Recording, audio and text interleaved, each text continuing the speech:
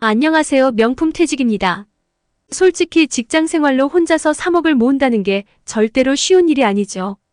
대출받아서 산 집들이 뻥튀기가 되면서 3억은 돈도 아니라고 말하는 착각하는 사람들이 많아진 것뿐입니다. 그리고 그분들 중에서 상당수가 지금 하우스푸어가 되어버렸죠.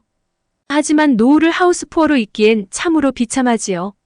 경기도 군포에 사는 전업주부 박모 씨의 사례를 통해 하우스푸어를 벗어나 여유로운 은퇴 생활 보낼 수 있는 방법을 알아보기로 해요. 박 씨의 남편은 국내 굴지의 자동차 회사에 다니고 있지만 2년 있으면 정년입니다. 하지만 연금 등 노후 준비가 전혀 돼 있지 않아 걱정입니다. 무엇보다 투자 목적으로 사들인 아파트가 발목을 잡고 있습니다. 현 시세가 매입가를 밑돌고 있는 데다 빚까지 얻어 이자 부담이 만만치 않기 때문입니다. 게다가 자녀 결혼 등 돈 들어갈 일도 많습니다. 이런 상황에서 노후 준비를 위한 금융자산을 어떻게 마련해야 할까요? 자산이 부동산에 집중된 하우스 푸어들은 금융자산이 별로 없어 노후 준비가 쉽지 않습니다. 만일 부동산을 그대로 둔 채 은퇴하게 되면 정상적인 생활이 어려워집니다.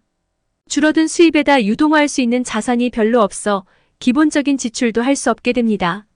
이런 터에 빚까지 얻어 집을 산 경우라면 대출 상환이 어려워 신용불량의 위험에 놓일 수도 있습니다. 그래서 은퇴 전에 부동산을 정리하는 게 시급한데 이마저도 요즘 같은 시장 상황에선 여의치가 않습니다. 특히 부동산 투자에 막차를 탄 경우에는 손실이 불가피합니다. 대출이자와 기회비용까지 감안하면 실질 손실은 더욱 커집니다. 그래도 손실을 아까워하지 말고 처분하는 과단성이 필요합니다. 그래야 뒤늦게나마 노후 준비에 나설 수 있어서입니다.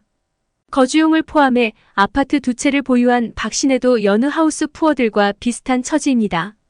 노후 준비에 재원을 만들려고 투자한 아파트가 되레 큰 짐이 돼버렸습니다. 한시라도 빨리 둘 중 하나는 정리해야 합니다. 문제는 어느 것을 파느냐입니다. 눈앞의 손실보다 부채를 해결하고 여윳돈을 확보할 수 있느냐가 고려 대상이 돼야 합니다. 박 씨 남편은 은퇴 후 5년이 지난 65세부터 월 국민연금이 나옵니다. 그때까지 5년 동안의 소득 공백기 대비책을 마련해야 합니다. 투자 목적으로 산 아파트를 팔아 은행 빚을 상환하게 되면 이자 상환액을 절약할 수 있습니다.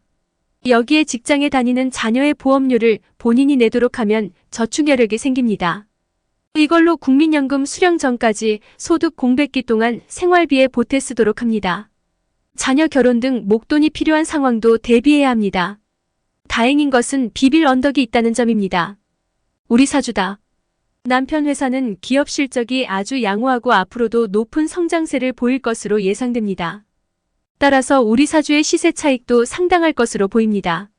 다른 보유 주식은 매년 일정 비율로 매각해 예금 등의 안정적인 금융자산으로 갈아타는 것이 바람직합니다.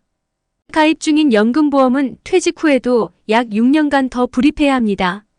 연금보험과 국민연금 수령액만으로도 노후 생활비의 60%를 충당할 수 있으므로 두 눈 질끈 감고 완납하도록 합니다. 부족한 노후 생활비는 아파트 매각 대금으로 대출금을 상환하고 남게 되는 돈을 즉시연금에 예치함으로써 어느 정도 해결할 수 있습니다. 보유하고 있는 4건의 종신보험은 퇴직 이후 생활이 좀 어렵더라도 계속 이어가야 합니다. 노후에 준비되지 않은 과다한 의료비 지출은 재앙이기 때문입니다. 박 씨의 상황을 통해 노후 자금 마련하는 방법을 알아보았는데요. 각자의 상황에 맞춰 노후 자금 마련하시어 안정된 은퇴 생활 되시기를 바랍니다. 영상 시청해주셔서 감사합니다.